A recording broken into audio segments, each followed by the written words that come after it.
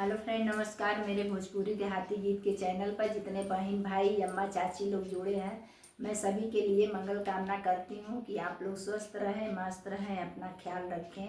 देखिए, बहुत एक प्यारा, बहुत मज़ेदार फगुआ गीत है। आप लोग ज़रूर सुनिएगा एक बार और अपना ढेर सारा प्यार दुलार दीजिएगा।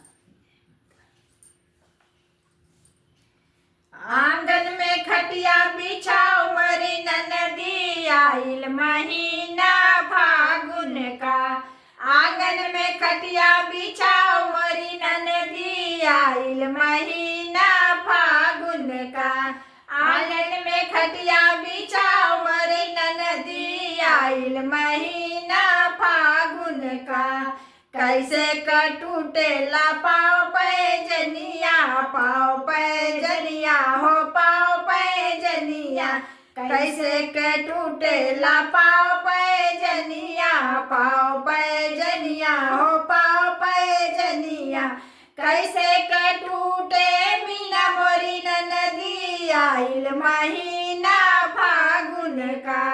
कैसे टूटे मीना मोरी ननदी, आइल महीना फागुन का।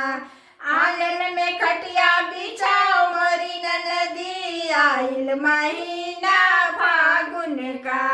आंगन में खटिया बिछाओ मोरी ननदी, आइल महीना फागुन का। सूतल टूटेला पाँव पैजनिया, पाँव पैजनिया हो पाँव पैजनिया। सूतल टूटेला पाँव पैजनिया, पाँव पैजनिया हो पाँव पैजनिया। मेरठ टूटे मीना मोरी ननदी, आइल महीना फागुन का। मेरठ टूटे मीना मोरी ननदी, आइल महीना फागुन का। आंगन में खटिया बिछाओ मोरी ननदी, आइल महीना फागुन का। आंगन में खटिया बिछाओ मोरी ननदी, आइल महीना